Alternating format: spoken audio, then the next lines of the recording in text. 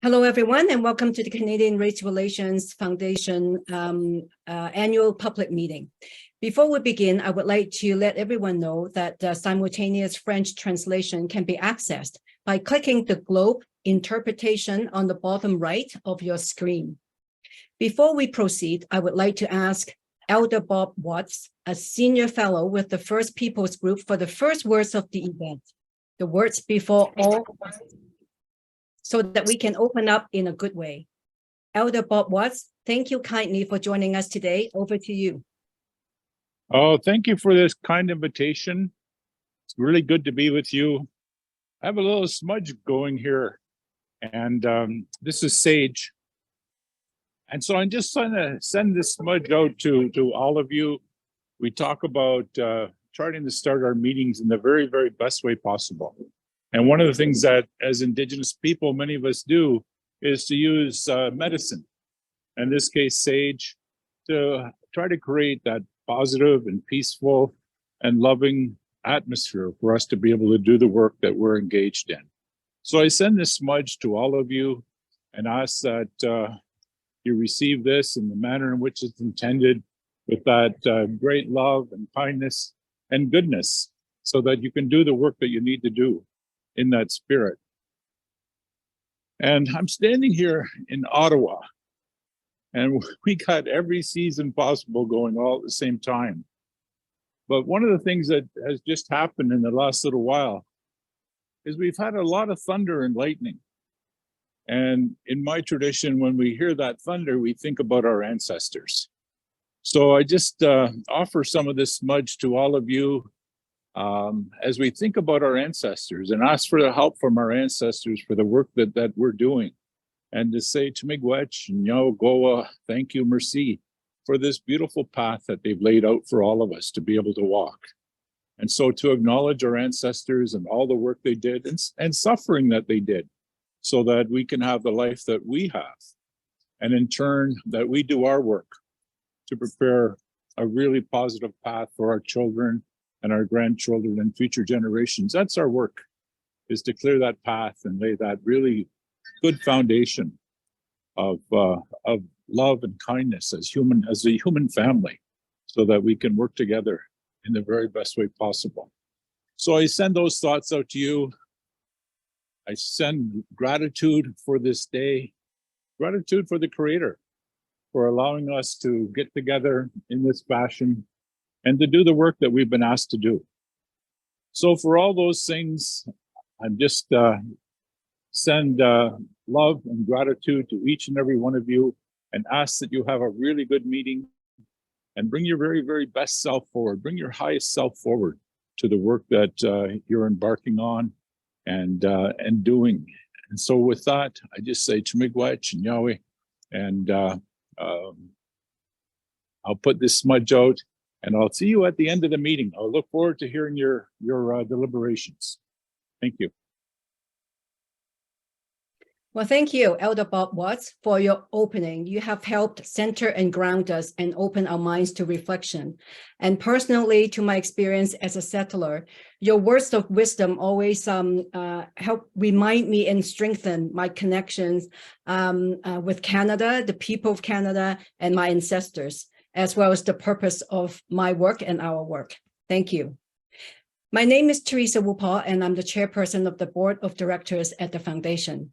I'm pleased to welcome you all to our 2023 annual public meeting.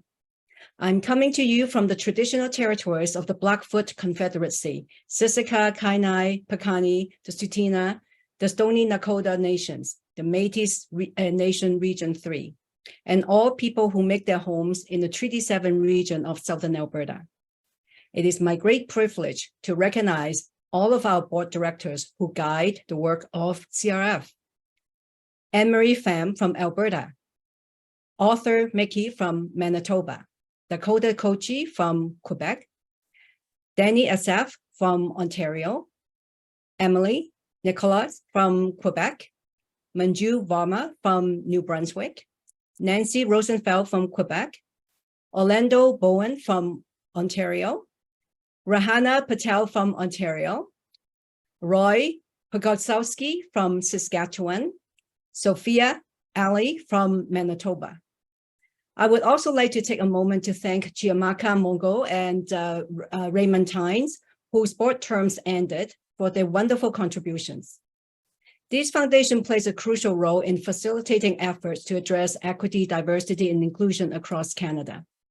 Through our many different programs and initiatives, the CRF works to raise awareness of issues related to racism and discrimination, facilitate dialogue between communities and also with institutions, and develop strategies to combat discrimination in all its forms.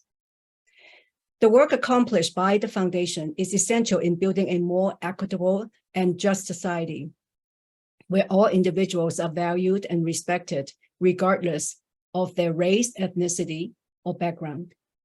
By creating systemic solutions and advancing public policy on anti-racism through partnership engagement and creating awareness and mobilization, the Canadian Race Relations Foundation contributes to a stronger and more harmonious Canada for all. Now, I would like to welcome Mohammed Hashim, CRF's Executive Director, to share some of the highlights of the work of the foundation. Thank you so much, Teresa.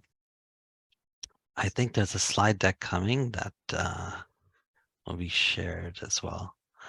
So just to give folks a sense, this so this is the 2021-22 year, and we've just finished the fiscal year of 22-23. So the annual public meeting follows a cycle that that is along our parliamentary cycle of annual reports. So this report is for April 1st, 2021 to March 31st of 2022. And at the time, well, first, actually, I want to acknowledge that I'm speaking to you from the traditional territories of the Mississaugas of the Credit First Nation, also also home to the Haudenosaunee, the Chippewa, and the Anishinaabe, as well as the Huron-Wendat, and home to many First Nations now here in Toronto, Ontario. Thank you so much for coming here today. This is our event to be able to report back to the public, how we've been operating and things that we've been working on. It also is our opportunity to basically highlight some of the work that we've been doing over the last year, not last year, but the last year before that. And at the time in 2021, I think anyone will remember that the pandemic was still quite raging. And we were seeing a surge of anti-Asian racism. We were seeing attacks of, Asian Canadians across this country in very visceral ways. And we were seeing racial inequities in the healthcare system. We were seeing a rise in hate crimes, and all of that, in the history of the colonial history of significant amount of racism towards Indigenous and Black folks in particular across this country.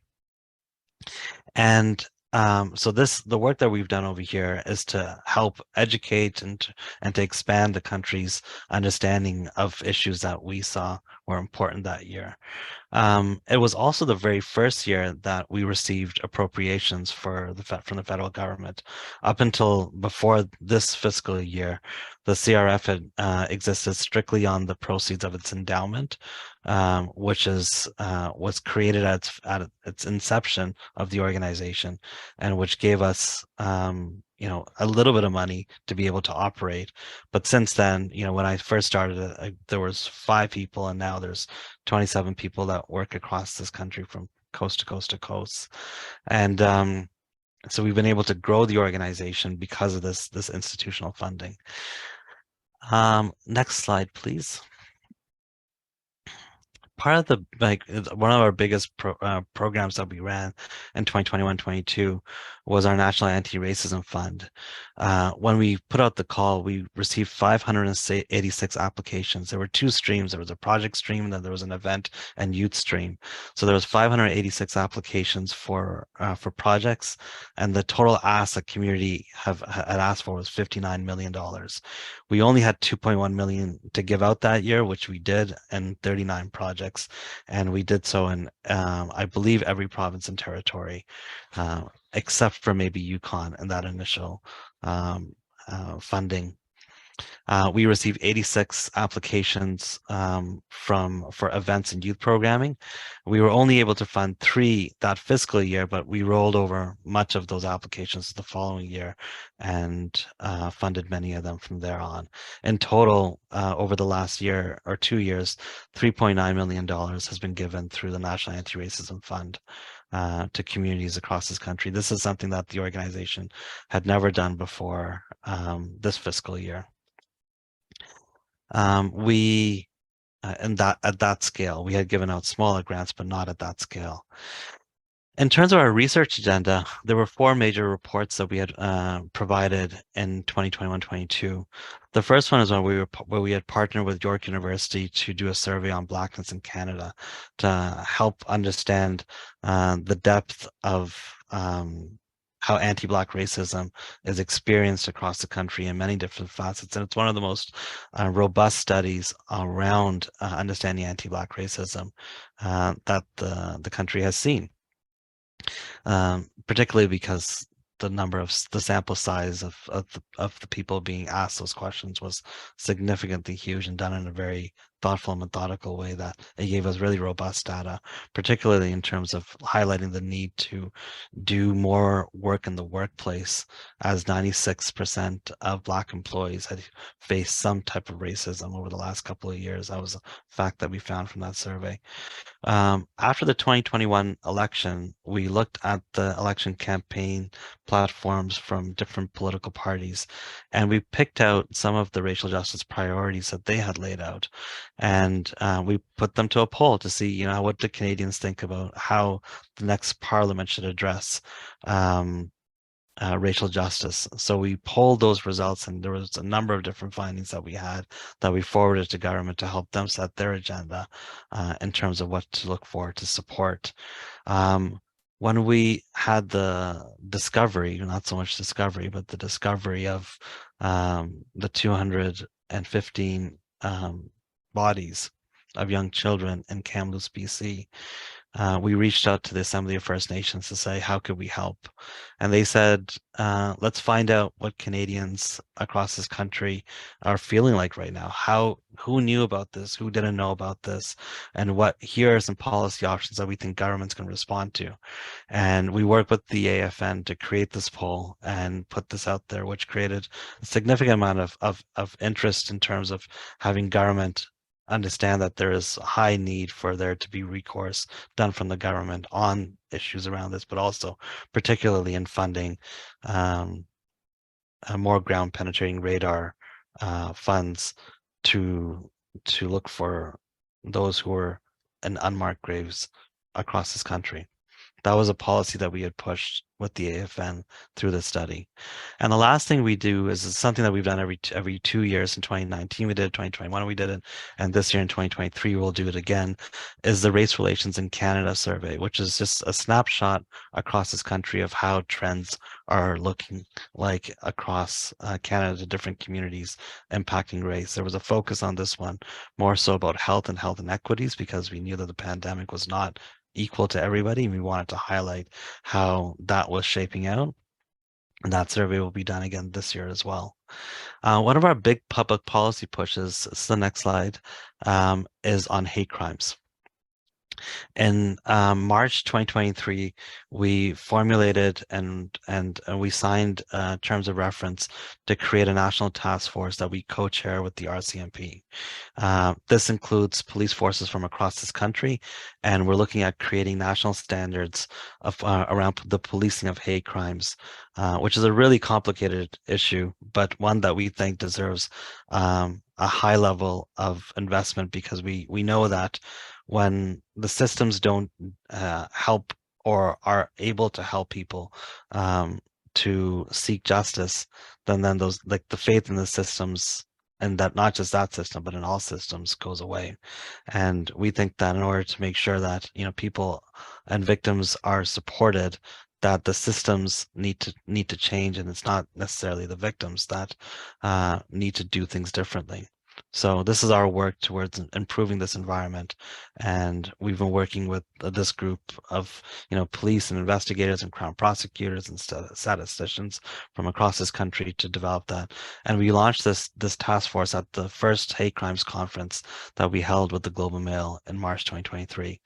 I'm going to highlight, this is kind of hard to do a full year's worth in 10 minutes, but I'm going to jump over to the next event that there's some events that we've looked over. So, and then the next slide, please, because I know I'm running out of time. The next slide. These are some of the main events that we did. We held webinars almost every month that year, and some on what does immigration look like, on anti-Asian racism. We've done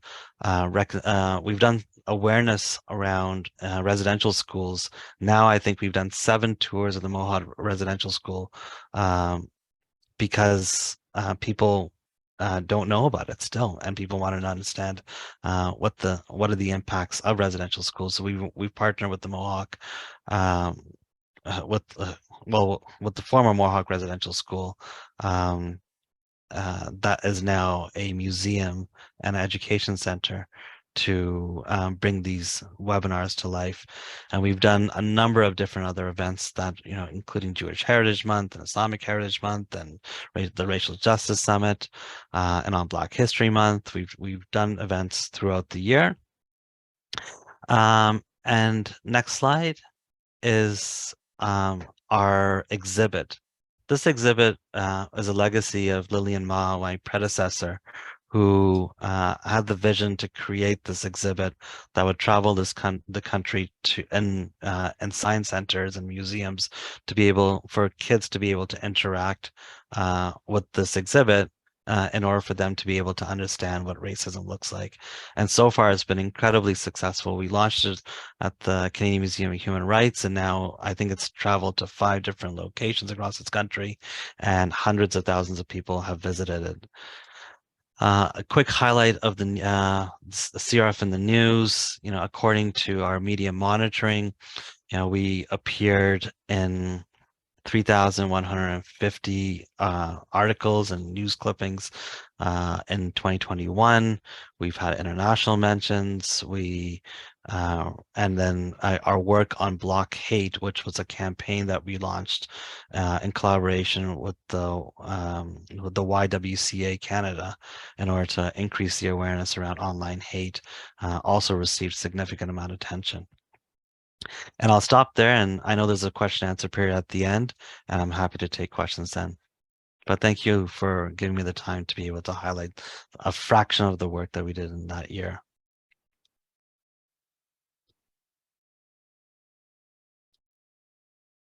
The next thing I want to do is quickly, we're going to have a really interesting panel discussion that talks about our founding, but also our founder and his vision.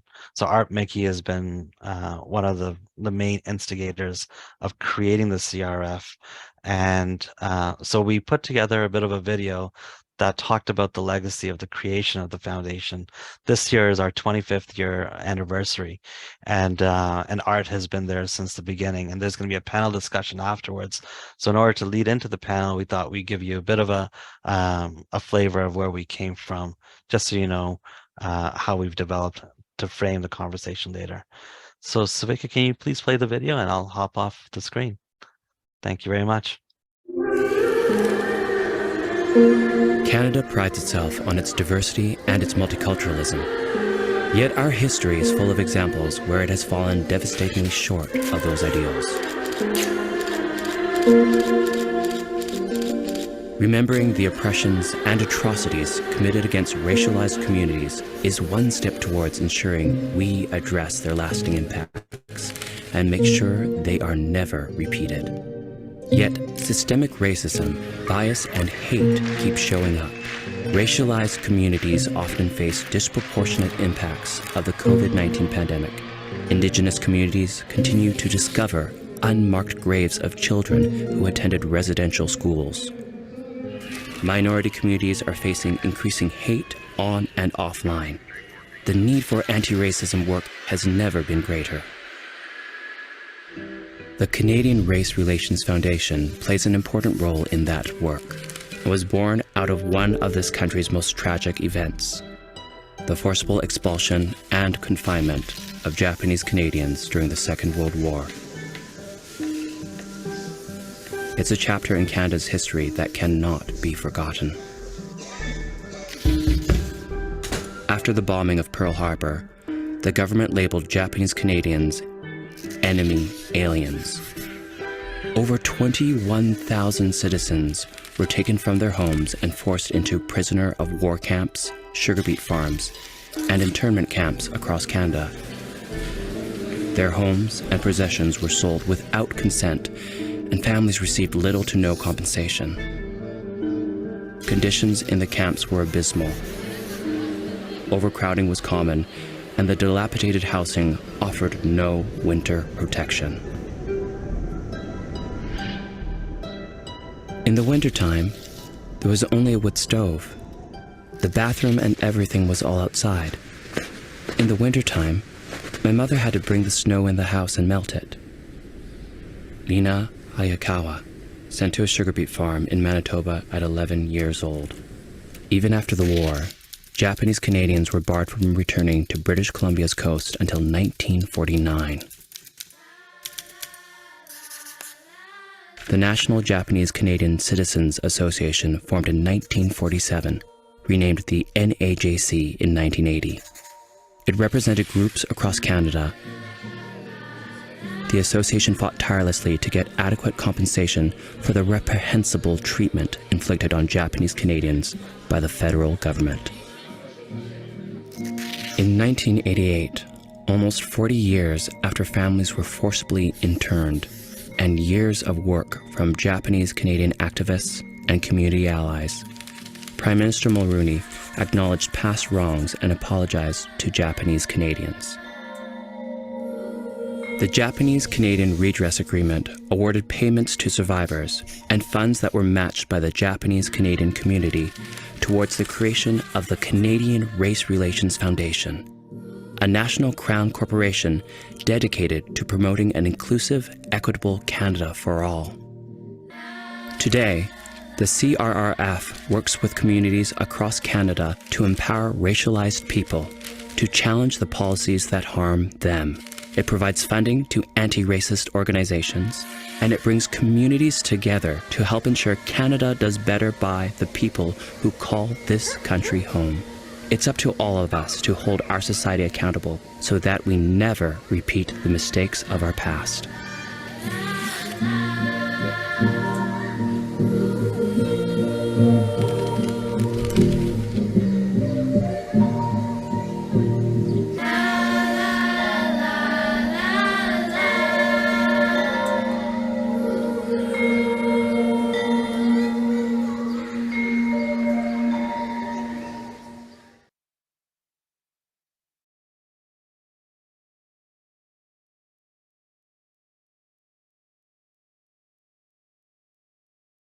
Well, thank you so much for sharing that video. What a pleasant surprise.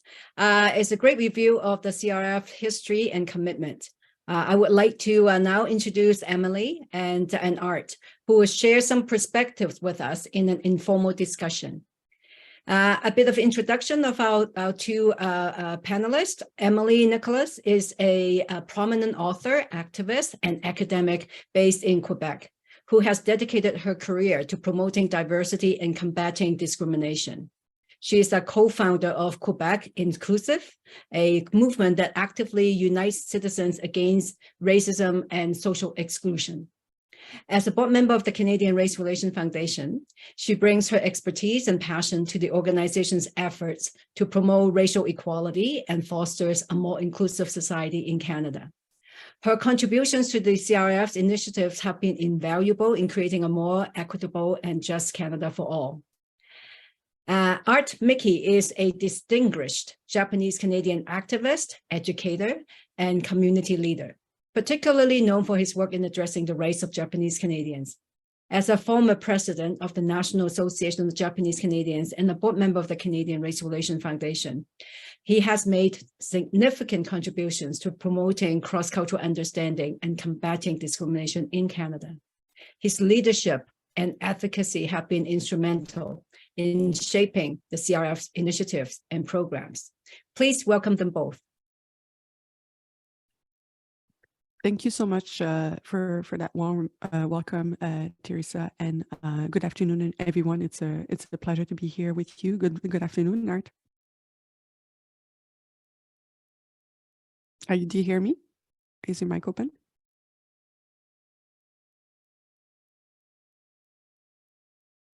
Can you hear me now? Yes, I can hear you now. Oh, Good thank you, afternoon, Art. thank you. Perfect. So it's, as I was saying, it's really a pleasure to be with you. So for those of you listening who haven't, maybe you've noticed that one person in the video we just watched that was sitting next to Brian Mulroney signing the Japanese redress agreements. So obviously this is Art. This was Art then, and this is you're now Art today.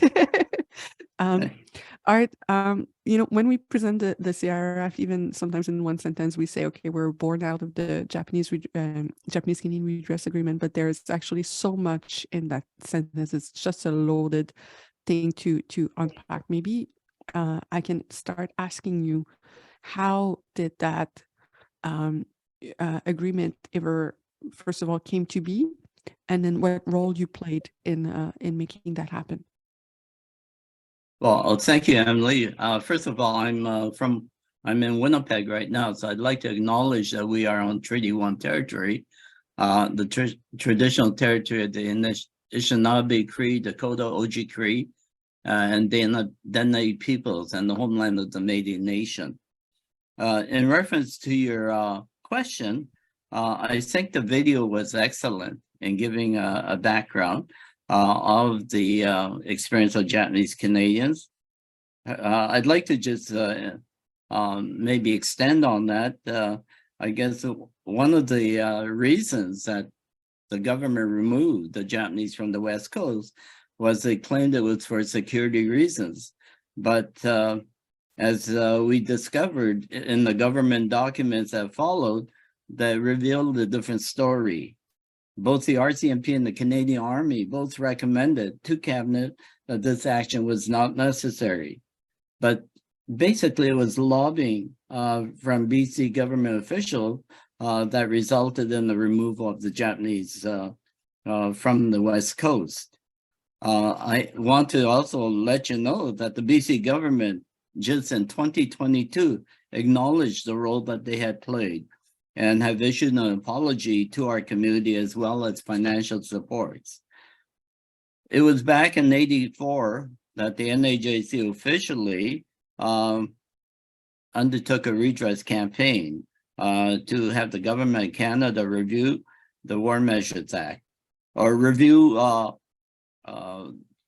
undertook a campaign to acknowledge that the government had made a mistake, provide compensation, and review the War Measures Act.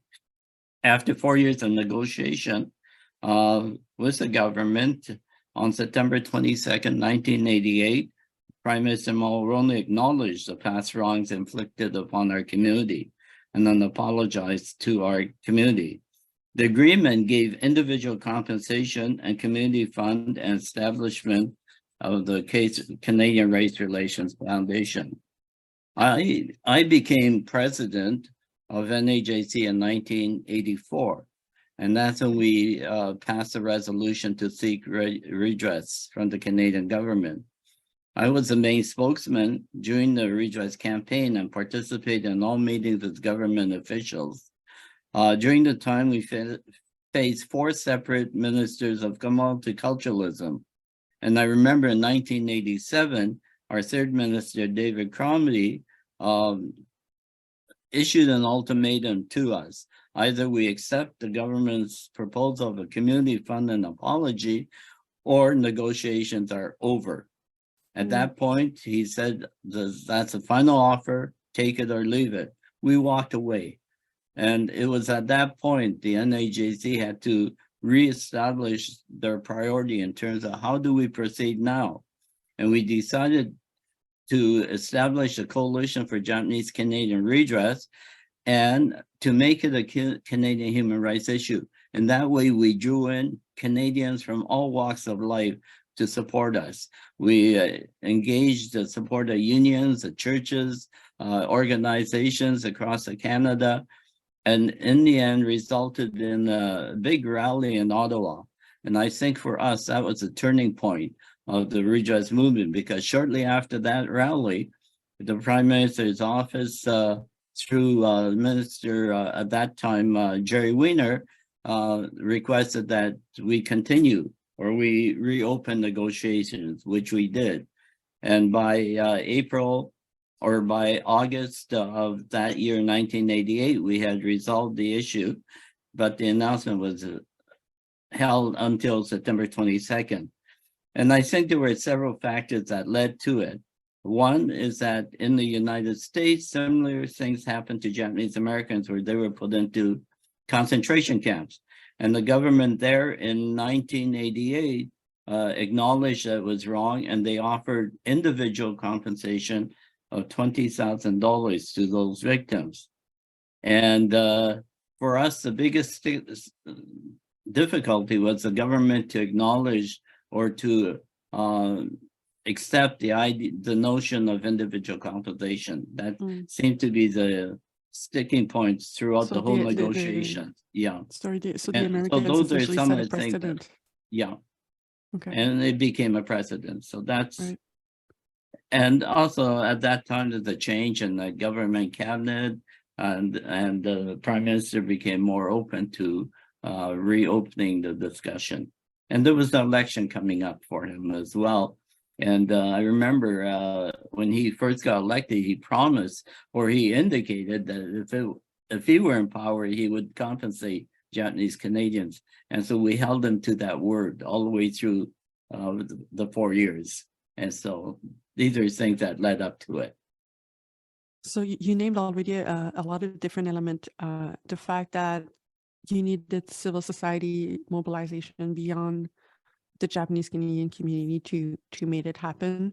You named the timing of I guess American politics and the influence it always has, regardless of the issue, on Canadian politics as well.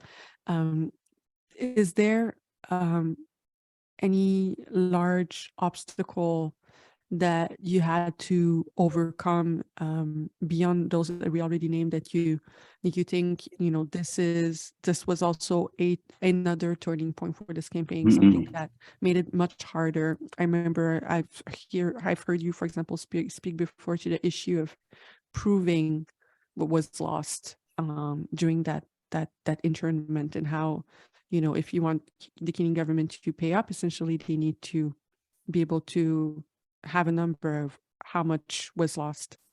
Yeah. Maybe you could speak to that. Yeah.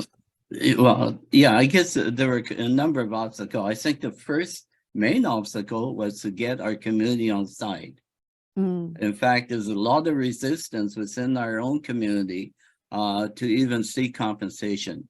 And it was because of fear of backlash or racism. The other thing is that the Japanese community at that point was only 60,000 people in the country. And we're a small entity in a large country. And people said, well, there's no way our government will ever listen to you. Why are you doing this? All you're going to do is bring more problems upon our community. So that resistance against us was initially very difficult. The second problem was many people in our community did not want individual compensation. There were groups that were fighting against seeking individual compensation. And yet we did a national survey and found that that was one of the things that our community wanted on an individual basis. So we have to incorporate that. The other part that you're referring to is about the property losses. I remember sitting with the minister and he raised this question: how much did your community really lose? Can you quantify it? And we had no answer to that. We didn't have any data at all. And so we decided to undertake economic losses study through Price Waterhouse. However, to do the study costs a lot of money. And we tried to raise funds within our own community. Unfortunately, because many didn't support us, they're not going to give us money. So we had difficulty there. That is when we realized that there must be other minority groups who want to do something that's important, that requires funding, and that there is no place that we could turn to, because we asked the government to provide funds for a research study on this particular topic. They refused, saying, why would we do that? And you would use it against us, which is true. And so we were in this dilemma. Fortunately, things worked out by stroke of luck. The President of Price Waterhouse, who knew a little bit about the past, decided that they would do it for us at very low cost. And if we ever got redress, we would pay them the full bill, which we did once we had the agreement.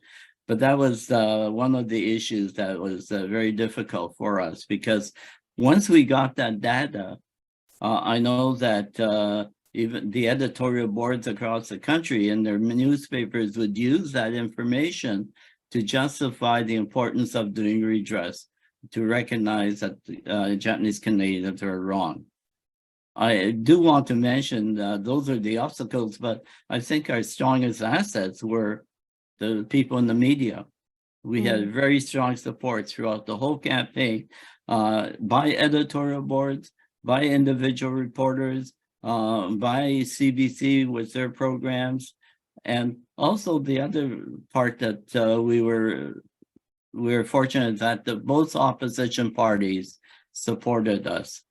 They supported the idea of a negotiated settlement. That's all we asked them to do, is can you support us for us to reach a fair and reasonable solution? And they said, well, we will support the concept of negotiated settlement, which because we didn't want to ask people to support things like individual compensation or some of those things that might become a sticking point. And so negotiated settlement is very broad, and it means that both parties are satisfied. So that's where so those are some of the obstacles, but also the assets. Yeah, it's very important to name the positive too, or the things that actually worked or made it possible for it to move forward. I wanted to ask for you about the obstacles, because I feel like a lot of it is not necessarily specific. There's some of it that's content specific or that's context specific, but there's also a lot of those obstacles that have become also issues for the community since then, or while this was also going on. You mentioned individual compensation. One of the other aspects of the Japanese redress agreement is the creation of the Canadian Race Relations Foundation. So why was the foundation important for the community to create, to want to even negotiate having such a foundation as part of your redress? Because you could have just taken individual money. There's nothing that was forcing you to do that or even push for that. So where did that idea come from? Is there something that happened during the campaign that made it that made that idea, started to circulate amongst the organizers? Yeah, well, it did. It was, as I mentioned earlier, it was during the time that we were trying to do the economic losses study, and we couldn't find support anywhere. And I know we all sat down and said, there's got to be a body in our country that would support groups such as ours when we don't have the resources. And so it was suggested that maybe we should ask for a Canadian foundation that would help minority groups in their pursuit of justice. And so the idea of the Canadian Race Relations Foundation, and on top of that, we recognized that racism was a main factor of the Japanese being removed from the West Coast. So we needed to also have this foundation focus on combating racism and trying to eliminate racism. And so when the agreement was, in our basic proposal to the government in 1986, we highlighted the fact that the formation of a Canadian foundation was important for our community. And that was agreed upon in our negotiations. And so the government decided to go ahead. And the way it worked out is that our community contributed $12 million on behalf of the people who had already passed away and who had suffered through the injustice. So it was their legacy as in the formation of the foundation. The government in turn contributed $12 million. And so we had an endowment of $24 million for the operation of the foundation. Now, this was done at a time when the interest rates were around 10%. And Right. At that point, we gauged that it would there would be so much money, $2.4 million approximately for the operation. Wow. In 1996 Uh, money, right? In the currency. Yeah. Yeah. That's right. And so as a result, the interest rate went down, and then I know that the CRRF had difficulty over the years in trying to maintain a viable operation because of the lack of funds. I know today we're very fortunate. We have support from the government to do the many projects that Mohammed had outlined, and so we progress. But the genesis is really as a result of our frustration and trying to get supports to do our campaign. And so that was the reason for the formation. Thank you for that. Thank you for answering that, but also just thank you for the work because that's a story and something that I, as the board member, I've gone back to several times when we trying to do a little bit of soul searching in terms of what this foundation is for, understanding the roots of it and how powerful those roots are, and the kind of sacrifice that were made to make the foundation happen. Just knowing that the money came for people who did not survive until the redress agreement was put in place. It's a very powerful story, and it helps us understand why we're doing this work and what kind of responsibility it is to even be a part of this organization and carry on that legacy. Art, before we close, I wanted to just ask you if you have any last thought or hope that you'll share, that you wanted to share about how the current and future generations should be engaging and continuing the work that you started and many others in the community started. Yeah.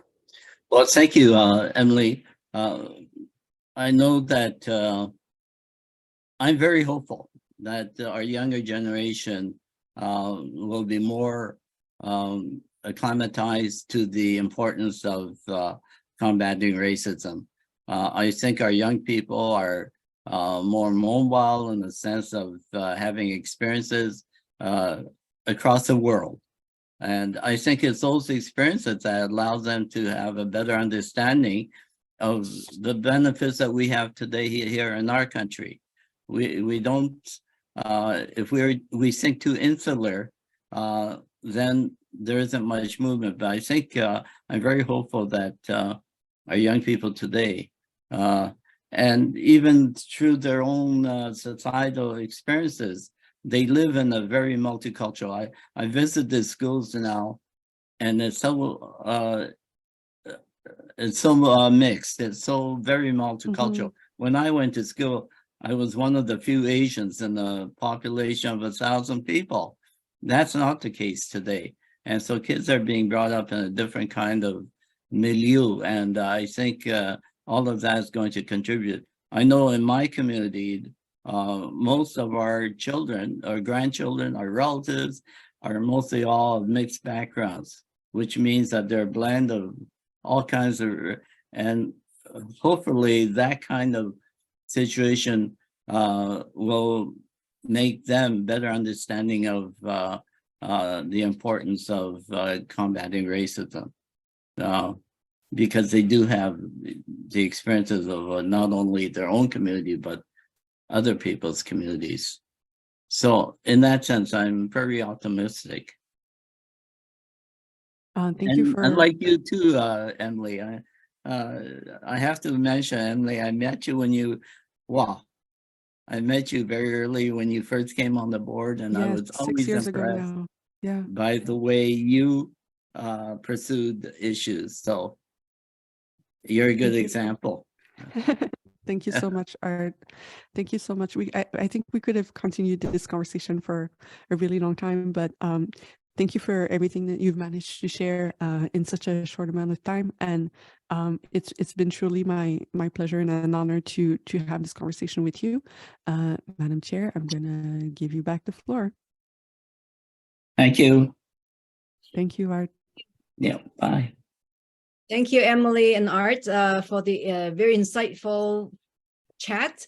And I would also like to add that it has been a true privilege, blessing, and joy, really, to have the opportunity to call the two of you my colleague, to work alongside with the two of you over the past 4.5 years as we embark on the current transformation of the foundation. And it's my honor to call you my colleague, as you are two dedicated great Canadians. Thank you. So I will now open the floor to the public for questions. You can ask a question using the Q&A function at the bottom of your Zoom screen. We'll read your question out loud and direct it to the right person. So I'm going to turn over to Mohammed and our staff team for the first question.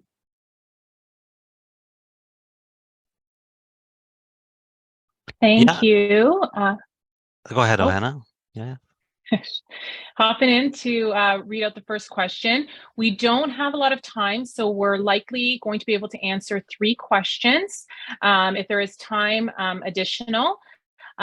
We offered folks to submit questions in advance as well, so there'll be a mix of some questions that were submitted in addition to questions that are appearing in the chat. So for the first question, next month, Charles III will be formally enthroned as Canada's new head of state. Canada today is far more racially diverse than during the last coronation in 1953, and Canadians have dramatically different perspectives on the connections between the Crown and colonialization, slavery, and the Empire. Does the CRF have any plans to engage Canadians in a national reflection on race relations and the institution of the head of state to foster a new national consensus on how the Crown can be decolonized to serve as a symbol for a just future instead of a colonial past? Yeah, I'll take that one. So thank you, Akash, for emailing your question. And we had not thought about doing this at all. And to be honest, I think that when we talk about the Crown, the relationships between the Crown and people who live on Canada, are different. So some Indigenous folks obviously suffered at the hands of the Crown since the Crown came here, and similar to many other communities. And I would be remiss to say that the CRF is going to lead a national reflection on that unless we were called upon by those communities who were impacted the most.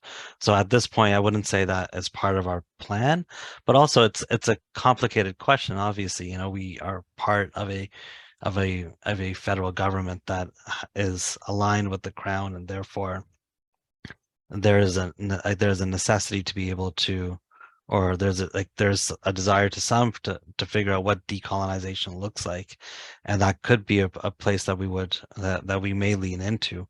But I think that unless we're called upon by communities who are impacted the most on this, it would not be a place that we would lead on. That would be my instinct on this, but we can take it back to our board and to our staff and to think this through a bit more. But my inclination is probably not. Hannah, were there any more questions? Yes. So for the second question, in the context of combating hate, what does the CRF think the biggest challenge is in terms of moving the dial? Thank you. There's a lot. So, I mean, right now, I think first and foremost, we've been working with this task force over the last year, and you know, beyond. So there's 2 points of input on this one. One is in terms of what is the police capacity to deal with hate, which is hugely problematic because, you know, like I would say that most, like there's only a handful of police services across this country who have dedicated hate crimes units. So understanding what even hate is more thoroughly is not something that is universally understood amongst policing. I'd say police generally don't have not been trained on hate or hate crimes. For example, in Halifax in 2021, the current stats that were just the stats that were just released a couple of weeks ago, in Halifax in 2021, there was 16 hate incidences. However, in 2022, with work from people on our task force in conjunction with the Halifax police, where they trained all frontline call takers and officers to identify hate better, and that number went from 16 to 284 in 1 year. So in terms of understanding like the capacity of police to be able to respond to hate, there's a huge gap, huge gap. But also, you know, dealing with hate is not something that is natural to many communities to go to the police. Like the police are not seen as an obvious place to go to for both Indigenous and Black communities and others as well, who have had very like challenging and problematic and racist experiences with police for generations. So being able to not only have the system understand its responsibilities to be able to bridge those gaps, but also for them to be able to understand what does anti-Black hate look like? What does anti-Indigenous hate look like? So a lot of the work that we're doing in terms of our public policy development is to be able to work with policing, to be able for them, because, you know, when we talk to police, their typical response had previously been like, well, no one really reports to us. And that therefore we don't think dealing with hate is that big a priority. But the reality is that, like, you know, according to Stats Canada, 230,000 hate incidences happen per year, approximately, out of which police reported hate incidences, you know, linger around the 3,000 mark. So there's a big gap between what people are feeling is how they're experiencing hate and what the police are getting. So the response from us is that no, the issue is that police are not, like, the people, like, that communities aren't coming to police. The problem is that the police don't know how to invite them in a way that they would that people could feel a sense of justice by approaching them, which is a huge gap as well. So in terms of the biggest challenges, I would say, and sorry for a long rambly answer on this one, but the challenges are vast. And even when we create national standards through our task force, it's going to be really difficult because there's 178 police of jurisdiction across this country. Each of them are individually run and operated by their own police boards and by their own leaderships. So being able to convince, you know, those who are not even looking to think of this as a priority is a big deal, but also looking to make sure that those who are looking to address this have not only the tools and the capacity to do so, but also like not only have the will to do it, but also have the tools and the capacity to do it too. So there's a big gap on dealing with hate. But I would also say that, you know, the biggest incubation of hate is happening online, and without there being any sense of recourse where people would feel that, like, saying things hateful online has any consequence or repercussion, the proliferation of this environment is just going to get worse and worse and worse. And right now, I think, you know, any solution that any governments are thinking about may just be small solutions to a problem that is expanding at rates that we don't really even comprehend. Sorry for that long answer, but I'll keep it short for the last one. Thanks, Mohammed. I was going to say we have a third question, but we don't have much time left. So a brief response, please. So this is specifically around the Atlantic region. So Michael, who put in this question, is interested to know who the Atlantic coordinator is, and then specifically what is the role of the coordinator, and if there is a plan to visit New Brunswick. Yeah, so we recently hired Kevin Harrison. He is working in Halifax right now, lives in Dartmouth, formerly used to work at the Buddy Delmore Center Institute out there in Halifax, and now has been recruited to lead our work in the East Coast. Yes, there is a plan to come to New Brunswick, and we're hoping to do that either this fall or winter. But additionally, we also have a new board member from New Brunswick, who the former systemic racism commissioner at the province, who recently finished her term and now has joined our board of directors as well. And we'll be working with her and other community groups. We've had a number of community funded organizations out there, but we definitely plan to do more work in New Brunswick. It's definitely an area that I want to do more work in personally too.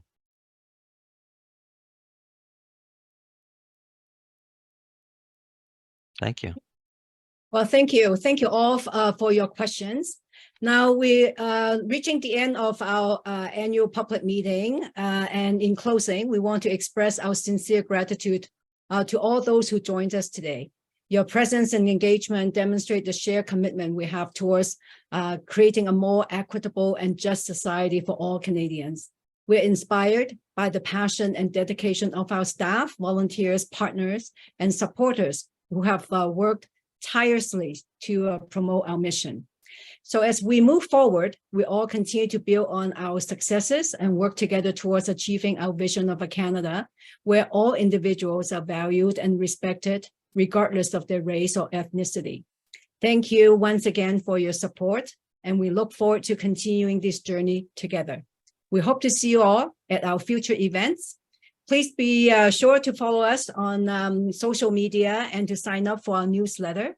For those interested in consulting our financial statements, for more information about the CRF, head to the CRF website. So I will now pass it over to you, Elder Bob, to close our event. Thank you very much, Chair.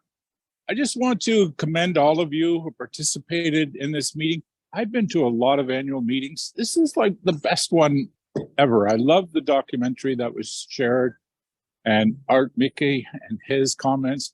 He's a hero to many Indigenous people. I can tell you that. We consulted with Art when we were doing the Indian Residential School Settlement Agreement, and he was so inspirational and has such a broad vision that he was just inspiring for all of us. So I was grateful to have heard him today.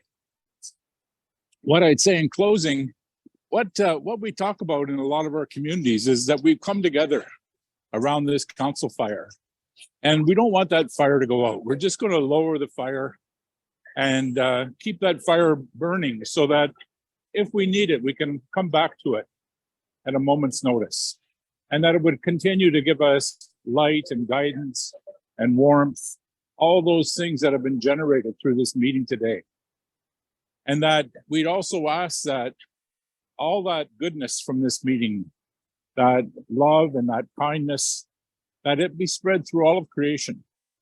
That we're having some tough times in this world, and the world needs that kind of values and principles that were shared today. So that would be my request, is for all of us to think about that and just to send that goodness out to wherever you think it's needed.